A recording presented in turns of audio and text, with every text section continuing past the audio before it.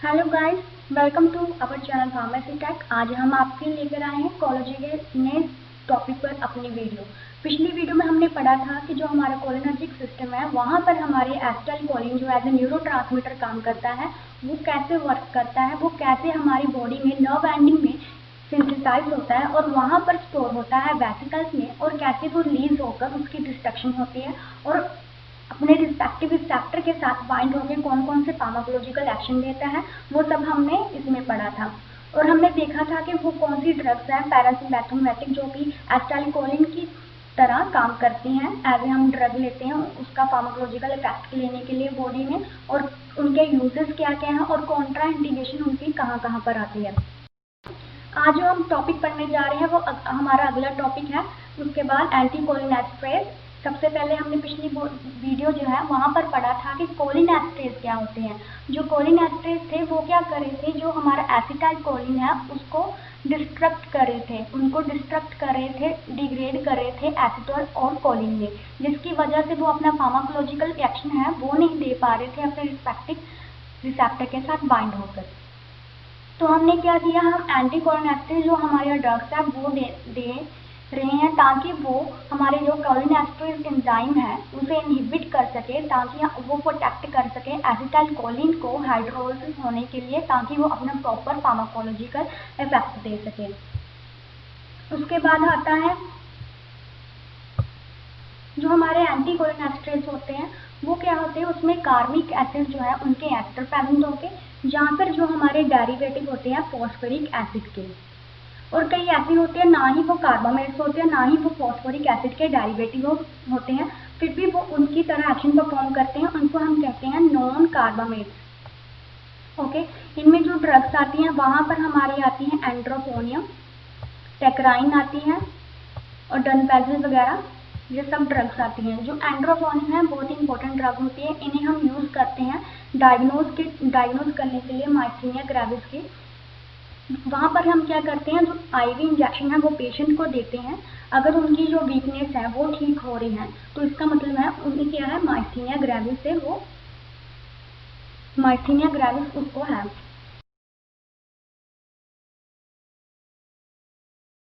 उसके बाद आता है हमारे एंटीकोलिनेस्ट्रेज की क्लासिफिकेशन कैसे होती है। एंटीकोलिनेस्ट्रेज में बहुत सारी ड्रग्स हम यूज़ करते हैं जो दो तरह की होती है, या तो वो रिवर्सिबल होगी या फिर इरिवर्सिबल होगी। जो रिवर्सिबल होती हैं वो क्या करती हैं, जो हमारे एंजाइम है कोलिनेस्ट्रेज को उसको परमानेंटली इनहिबिट नहीं करती है, कुछ समय के लिए उनको क्या कर देती है, इनहिबिट कर देती है, ताकि वो एसिटाइल कोलिन को डिग्रेड ना कर सके एसिटाइल और कोलिन में। बट जो हमारे इरिवर्सिबल है वो क्या करते हैं, परमानेंटली जो हमारा कोलिनेस्ट्रेज है जो एंजाइम होगा उनको क्या कर देती है, इनहिबिट कर देती है, और यहाँ से वो एसिटाइल को एसिटाइल और कोलिन में कन्वर्ट नहीं कर पाता है।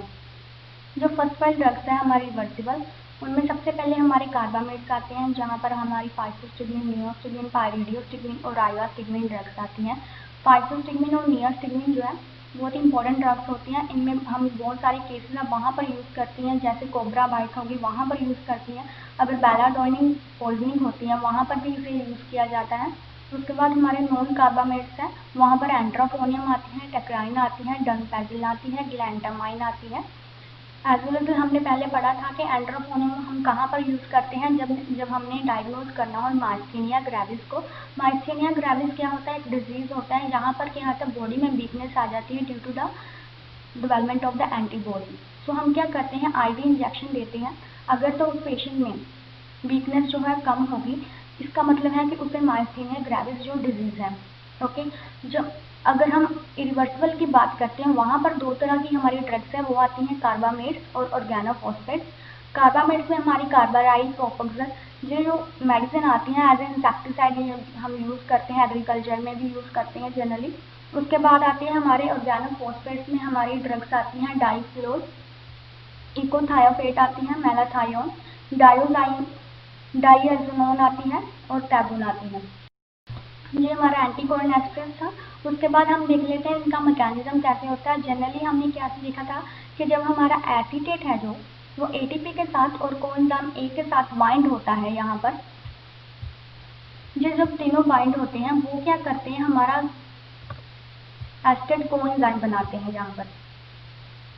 उसके बाद क्या होता है, जो कोलिन है जो एक्सोनल मेम्ब्रेन से हमारे ट्रांसपोर्टर के थ्रू आया है वो उनके साथ बाइंड होता है और वहाँ पर एसिटाइल कोलिन जो है वो बनता है और कोएंजाइम को वो सैप्रोटोट कर देता है। जो हमारे एसिटाइल कोलिन है जब रिलीज होते हैं हमारी नर्व एंडिंग से, वो क्या करते हैं अपने रिस्पेक्टिव जो रिसेप्टर है यहाँ पर, वहाँ पर बाइंड होकर अपना फार्माकोलॉजिकल एक्शन देते हैं।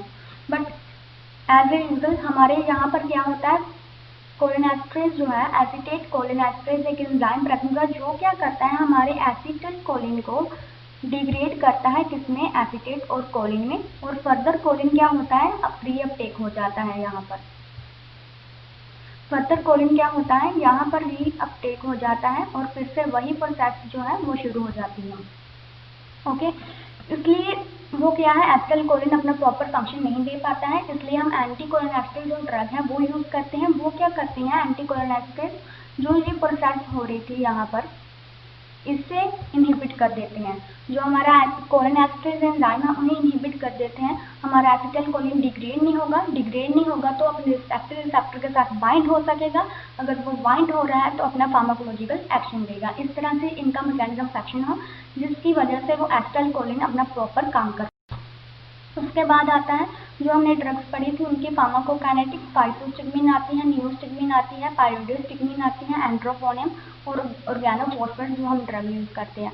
फाइटोस्टिग्मिन की अगर बात करते हैं यहाँ पर, फाइटोस्टिग्मिन की अगर बात करते हैं वहाँ पर क्या होता है रैपिड अब्जॉर्ब होती है जीआईटी में, रैपिड अब्जॉर्ब हो जाती है हमारे जीआईटी में। हम इन्हें अप्लाई कर सकते हैं आई में, बिकॉज ये क्या होती है इजीली पेनिट्रेट हो जाती है हमारी आई में और क्रॉस कर लेती है जो हमारा ब्लड ब्रेन बैरियर है। उसके बाद हमारी जो नियोस्टिग्मिन की बात करते हैं यहाँ पर, और उनके जो कंजेनर हम यूज़ करते हैं वो पुअरली अब्जॉर्ब होते हैं और इफेक्टिवली इतने पेनिट्रेट नहीं हो पाते ब्लड ब्रेन बैरियर में। अगली ड्रग जो है वो लेस पोटेंट होती है और लॉन्गर एक्टिंग होती है और हम उन्हें यूजफुल कर सकते हैं जो हमारा माइस्थीनिया ग्रेविस पेशेंट हो गए उन पर यूज़ कर सकते हैं। उसके बाद आता है एंड्रोफोनियम, हम इनसे एम्ब्यूलेटिक जो टेस्ट है डायग्नोसिस के लिए माइस्थीनिया ग्रेविस के वहाँ पर यूज़ करते हैं। ये जो एंड्रोफोनियम है जीपैड में भी इनका क्वेश्चन आता है कि जो हम माइस्थीनिया ग्रेविस को डायग्नोज करते हैं वो कौन सा केमिकल है वो यूज़ कर सकते हैं एंटीकोलिनेस्टरेज में, तो हम एंड्रोफोनियम जो है वो यूज़ करते हैं। उसके बाद आता है हमारे ऑर्गेनोफॉस्फेट जो अब्जॉर्ब हो जाते हैं हमारे इजीली जीआईटी में, उनके अलावा वो स्किन और लंग्स में भी अब्जॉर्ब हो जाते हैं। जिस फार्माकोकाइनेटिक है हमारे ड्रग्स के जो कि हम यूज़ करते हैं एज ए एंटीकोलिनेस्टरेज। उसके बाद आती है इनकी सब कॉन्ट्रा इंडिकेशन होती हैं कि जो हम एंटीकोलिनेस्टरेज ले रहे हैं उनको हम जिनका डिफेक्ट है एवी कंडक्शन में, जिनकी इम्पल्स जनरेशन में कुछ प्रॉब्लम्स आ रही हैं और उनमें हम यूज़ नहीं कर सकते हैं। और अगर कोई पेशेंट है पैप्टिक अल्सर से और हाइपरटेंशन है, उसको अस्थमा या कॉब्ड है, इनमें से कोई भी डिजीज़ होगा तो उनको अगर यूज़ कर रहे हैं तो फुल प्रिकॉशन यूज़ करनी पड़ेगी और कम से कम उसका यूज़ करना पड़ेगा। उसके बाद हम जो ड्रग्स ले रहे थे एंटीकोलिनेस्टरेज उनको कहाँ पर यूज़ करते हैं, उनको हम यूज़ करते हैं as a miotic in the glaucoma. Glaucoma में क्या होता है जो इंटर ओकुलर प्रेशर होता है हमारी आई का वो इंक्रीज हो जाता है, तो एज ए मायोटिक हम कैसे यूज़ करते हैं वो कॉन्ट्रैक्शन जो है हमारे सिल्वरी मसल की उनको इंक्रीज कर देते हैं, जिसकी वजह से अगर हाईली हमारी आइज में लैक्रिमेशन है वो ज़्यादा कराते हैं और जो लिक्विड है उनको बाहर निकाल देते हैं जिससे ओकुलर प्रेशर जो है वो कम हो जाता है। जनरली यहाँ पर हम फाइटोस्टिग्मिन जो है वो यूज़ करते हैं for the treatment of the glaucoma. उसके बाद कोब्रा बाइट आ जाती है। जनरली क्या होता है कि कोब्रा बाइट अगर किसी पर्सन को सबसे पहले उन्हें हॉस्पिटल लेकर जाना चाहिए, एज यूजुअल हम दूसरे काम ना करें। कोब्रा बाइट में क्या होता है कि हम उनको क्या देते हैं एंटीविनोम जो हमारा सोल्यूशन है उनका वो देते हैं। अगर वो ना हो तो उसके अलावा हम अट्रोपिन और नियोस्टिग्मिन का कॉम्बिनेशन दे सकते हैं ताकि जो पेशेंट है वो रिलीव हो सके कोब्रा बाइट से। उसके बाद आता है हम इन्हें अल्जीमिया डिजीज़ में यूज़ करते हैं। अल्जीमिया डिजीज़ क्या होता है हमारे जो एज पर्सन है उन्हें क्या होता है भूलने की बीमारी हो जाती है, वो कोई भी चीज़ रख कर भूल जाते हैं, कोई भी बात भूल सकते हैं। तो हम क्या करते हैं वहाँ पर एंटीकोलिनेस्टरेज देते हैं। वो क्या करते हैं ड्रग्स उनमें जो एक्टिवनेस है वो इंक्रीज कर देती हैं, तो जिसकी वजह से जो अल्जीमिया डिजीज़ है वो रिकवर होने लगता है। उसके बाद जो हमारा फोर्थ वन आता है माइस्थीनिया ग्रेविस एक ऑटोइम्यून डिजीज़ होता है। वो क्यों होता है, उनकी मेन वजह ये होती है कि वहाँ पर डेवलपमेंट होती है हमारी एंटीबॉडीज की। ओके, एंटीबॉडी जो डेवलप हो रही है वहाँ पर जो हमारे कोलिनर्जिक सिस्टम में निकोटिनिक रिसेप्टर होगी वहाँ पर बाइंड हो जाती है, ठीक है, जिसकी वजह से जो एसिटाइलकोलिन निकोटिनिक रिसेप्टर के साथ बाइंड होना था वो नहीं हो पाता, क्योंकि हमारे निकोटिनिक रिसेप्टर जो है वो डिक्रीज हो जाते हैं, उनका अमाउंट डिक्रीज हो जाता है, क्योंकि वहाँ पर तो पहले ही एंटीबॉडी बाइंड है, तो एसिटाइलकोलिन कहाँ पर बाइंड होगा।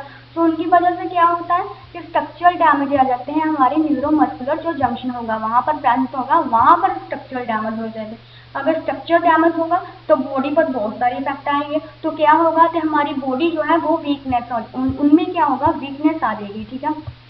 और मेनली इनका इफेक्ट जो होता है हमारी आईलिड पर होता है, फेस पर और एक्सटर्नल ऑकुलर पर होता है। आपने देखा होगा कि जो माइस्थीनिया ग्रेविस होता है वहाँ पर क्या होता है, जो हमारी आईलिड्स होती हैं वो झुकने लगती हैं, हमारी स्किन जो है बहुत ही ढीली पड़ जाती है, हमारा जो पूरा सिस्टम है फेस का वो ढीला ढीला रहता है, वो माइस्थीनिया ग्रेविस होता है। और ये ड्यू टू होता है डेवलपमेंट ऑफ द एंटीबॉडी, वहाँ पर निकोटिनिक रिसेप्टर के साथ बाइंड हो जाते हैं। निकोटिनिक रिसेप्टर के साथ अगर बाइंड हो रही है तो एसिटाइलकोलिन कहाँ पर बाइंड होगा, वो निकोटिनिक रिसेप्टर तो कम पड़ जाएंगे, तो उसकी वजह से क्या होता है, स्ट्रक्चरल डैमेज हो जाता है हमारे न्यूरोमस्कुलर जंक्शन का, और वहाँ पर हमारी बॉडी में वीकनेस आ जाती है उनकी वजह से, और स्पेशली इफेक्टेड करते हैं हमारे फेस एरिया पर, आईलिड पर, एक्सटर्नल ऑकुलर पर, ठीक है।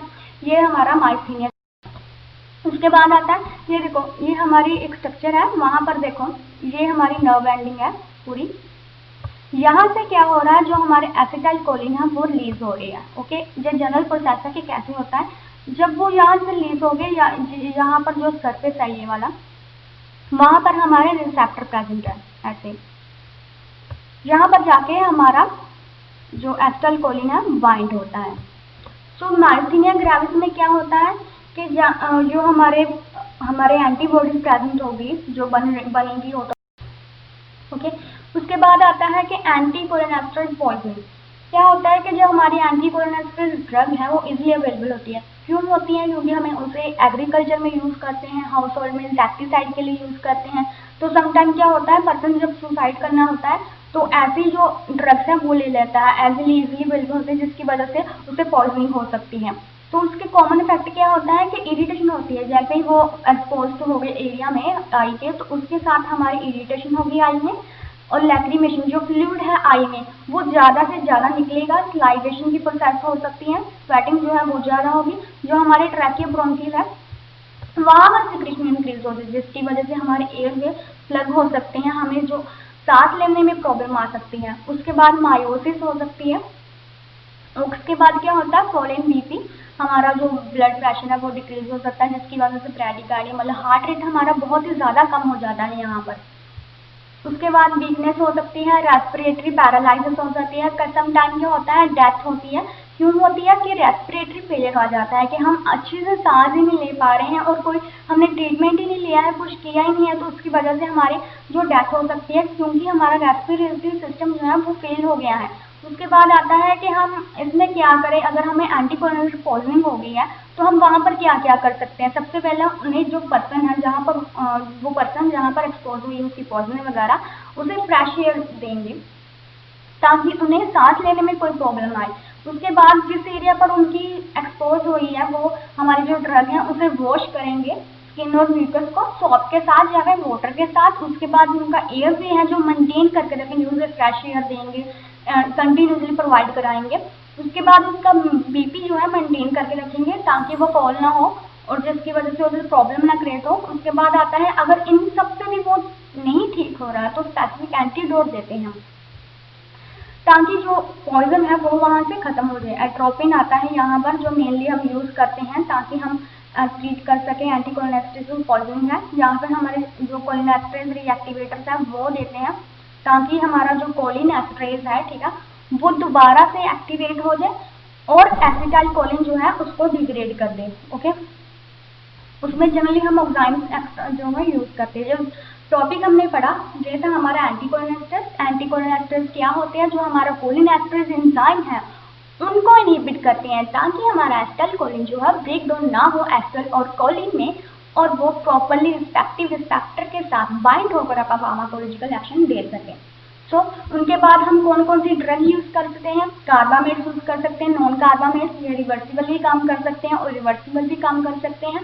उसके बाद आता था कि हम इन्हें यूज़ कहाँ पर करते हैं, इन्हें हम ग्लूकोमा में यूज़ कर सकते हैं। उसके बाद हम माइसिनिया ग्रेविस में, कोबरा बाइट में, बेलाडोना जो पॉइजनिंग होती है वहाँ पर यूज़ कर सकते हैं। इसकी कॉन्ट्रा इंडिकेशन क्या थी कि हम इन्हें जो पेशेंट पेप्टिक अल्सर से पहले पेप्टिक अल्सर है जिन्हें यहाँ पे कोई रेस्पिरेटरी फेलियर है वहाँ पर नहीं देंगे, और जो एवी कंडक्शन जहाँ पर कम होती है उन पेशेंट को बिल्कुल भी नहीं देंगे।